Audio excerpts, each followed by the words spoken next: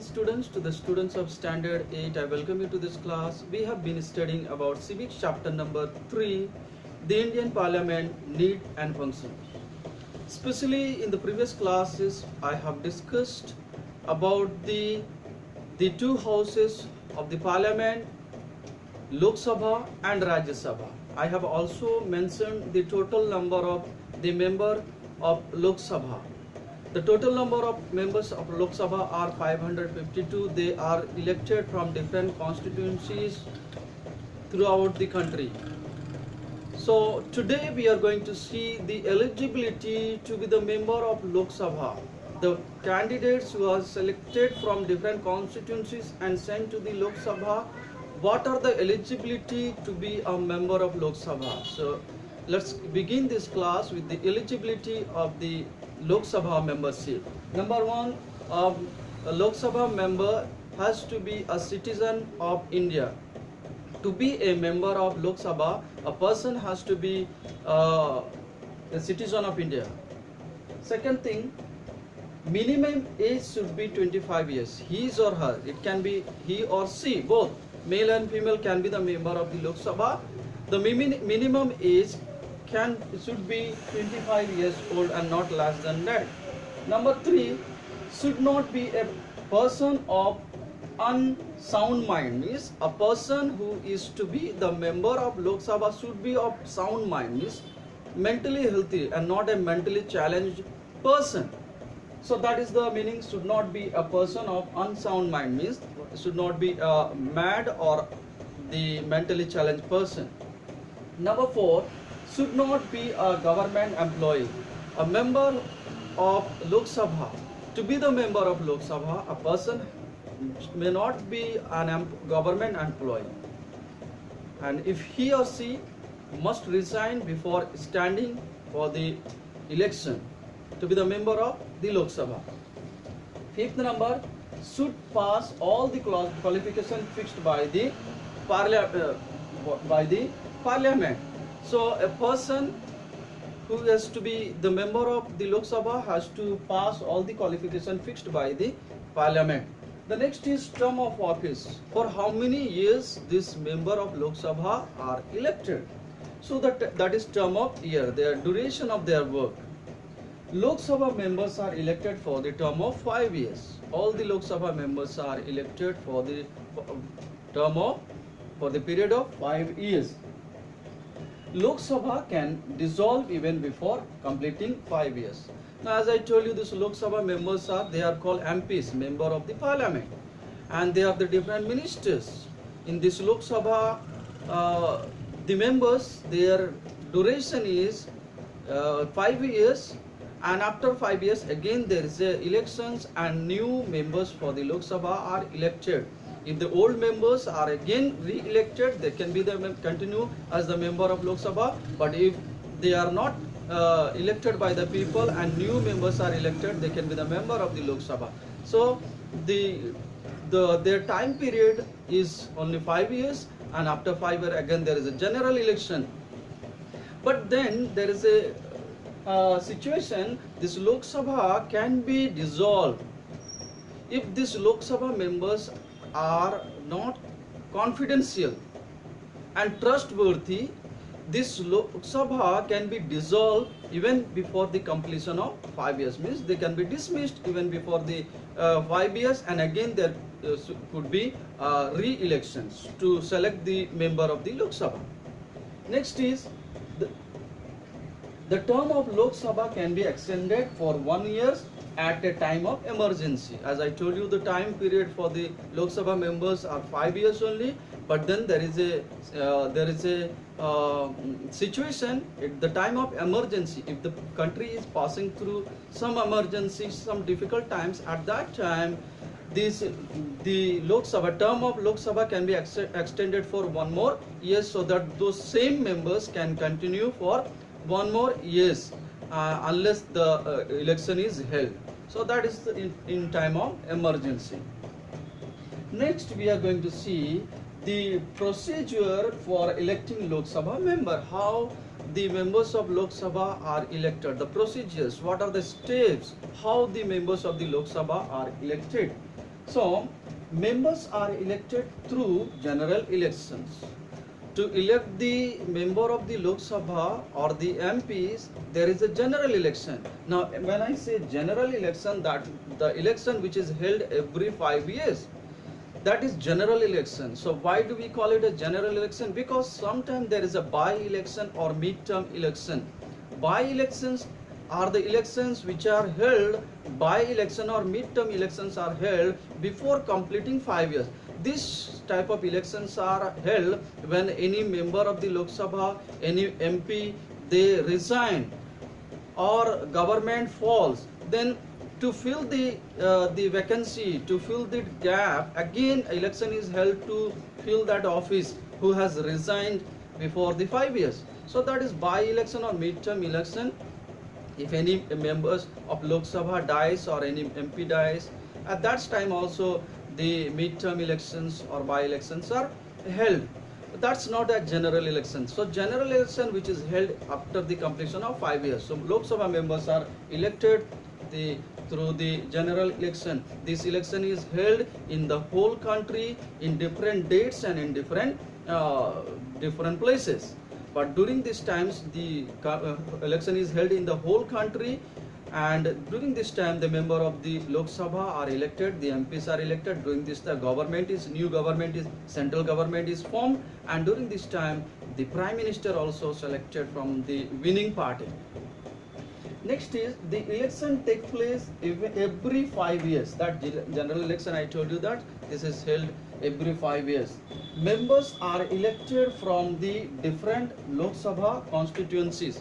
Now these members, the Lok Sabha members, are elected from different Lok Sabha constituencies. Let me tell you something about the constituency, Lok Sabha constituency. For the purpose of election, whole country is divided into different areas, and from those areas a member of Lok Sabha is elected and sent to the Lok Sabha as a representative of that area. So that is called constituency. For the purpose of election, whole country, whole India is divided into around 545 Lok Sabha constituencies, and from every constituency a member is elected, a representative is elected by the people and sent to the Lok Sabha so that they can raise the voice, raise the issues, problems of those local areas. So that is Lok Sabha constituency. Moving to next, the Lok Sabha speaker. Now Lok Sabha, when Lok Sabha have a meeting, these members they join together and they have a discussion on different public matters, public need of the people, problems of the people, and they also discuss about the national issues. So when they have this meeting, all the Lok Sabha members sit in a Lok Sabha house, okay, and have an assembly or meetings. At that time there is a Lok Sabha speaker. The purpose of this Lok Sabha speaker to maintain the decorum or maintain the order and silence in the Lok Sabha meeting. Now who is this Lok Sabha speaker? Lok Sabha speaker is elected among these Lok Sabha members. So among these Lok Sabha 545 or 52 members, one is elected as a Lok Sabha speaker, or he is also called the presiding officer. He is a presiding officer of the Lok Sabha. Lok Sabha speaker or deputy speaker. There is one more deputy speaker. In the absence of the Lok Sabha speaker, the deputy speaker maintains the assembly and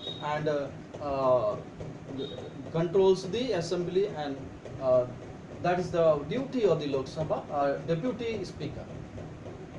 Okay, a speaker is elected from the ruling party. One more important thing. In the Lok Sabha, there is a ruling party, the party who is running the government, winning party. At the same time, the party who has lost in the election, Lok Sabha election, those party members are also in the Lok Sabha. They are the losing party and they are called the opposition party. So definitely a speaker is elected from the winning party and not the losing party, not the opposition party. A Lok Sabha speaker maintains decorum and discipline in the meeting. As I told you, that is the work of the Lok Sabha speaker. In the absence of speaker, deputy speaker takes the charge. So that is all about the Lok Sabha. We were speaking, that is the lower house of the parliament, but still it has a more power than the Rajya Sabha. Why?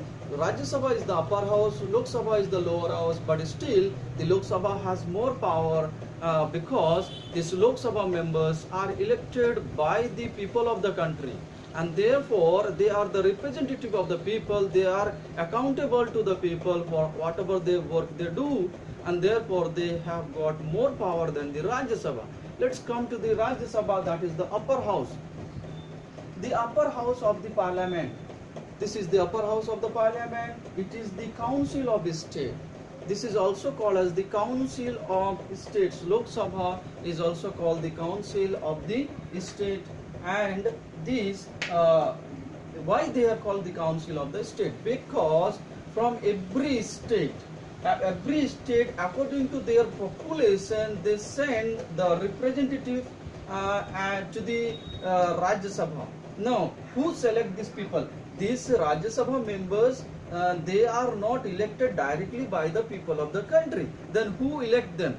We know that in the states we have a state assembly, Vidhan Sabha and Vidhan Parishad. So state assembly, they select the member of the Rajya Sabha, and it is not the people directly. Vidhan Sabha and the Vidhan Parishad, the member of the Vidhan Sabha and Vidhan Parishad, they elect these Rajya Sabha members and send to the central in the Rajya Sabha. Now they represent the state. They represent the state and take the matters of the states in the Rajya Sabha. Okay. One more thing is that each state do not send equal number of representative to the Rajya Sabha.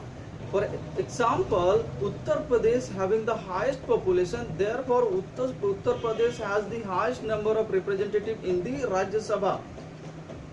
So, as per the population of the state, the representatives are sent to the Rajya Sabha. For example, I told you that the Rajya Sabha is the highest populated state, and therefore Uttar Pradesh sends the highest number of representatives to the Rajya Sabha. So also the smaller states like northeastern states, they send the least number of member representative to the Rajya Sabha, 1. So like Uttar Pradesh sends 31 members to the Rajya Sabha, whereas the Maharashtra sends 19 members to the Rajya Sabha, whereas the Arunachal Pradesh, Goa, Meghalaya, Mizoram, Nagaland and Sikkim, Tripura, they send the one representative to the Rajya Sabha. So as I told you, according to the size of the population of the state, representatives are sent. Now, the total member of Rajya Sabha are around 250. Total member of the Rajya Sabha goes around 250, and all the Indian states do not, as I told you, all the Indian states do not send the equal number of representatives. The 12 members among these 250, 12 members are nominated by the president. Okay, out of this total number of the Rajya Sabha, president has the power to elect around 12 members to be the member of Rajya Sabha. So he can nominate 12 people, select 12 people to be the member of the Rajya Sabha. Now who could be these people? So president invites the people from all the educated backgrounds, they could be from the sports background, they could be from the literature or science background, or they could be from the film. So these are the educated and reputed people of the country whom this president invites to be the member of the Rajya Sabha. So that is what about the Rajya Sabha. Now, to be the qualification to the eligibility, who could be the member of this Rajya Sabha? qualification, as I told you, the eligibility to be the member of the Lok Sabha. So the eligibility qualification to be the member of the Rajya Sabha. What are the qualification? What are the eligibility? First of all, he or she must be a citizen of India. To be the member of Rajya Sabha, a person has to be the citizen of India. Number two, he should have attained the age of 30. A person must be 30, at least 30 years old, and not less than that.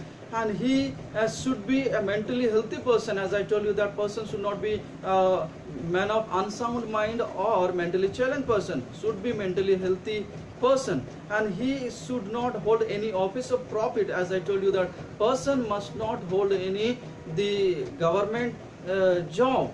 So, and that is the requirement. And the next is, he should fulfill all the qualification fixed by the parliament. He or she must fulfill all the qualification fixed by the parliament. He has to acquire the citizens of of India. So a person must be a citizen of India. These are the qualification eligibility to be the member of the Rajya Sabha. So students, that's all for today. I have told you about the Lok Sabha, the member of the Lok Sabha, how they are elected, and what are their duties, for how many years they are selected, and also about the Rajya Sabha members and their eligibility. So that's all for today. In the next class, we will learn some other things about the Rajya Sabha election, chairman of the Rajya Sabha, and then we will finish this chapter. I hope this will help you to understand this chapter. Please go through this chapter properly to understand and to learn this chapter. That's all for today. Thank you.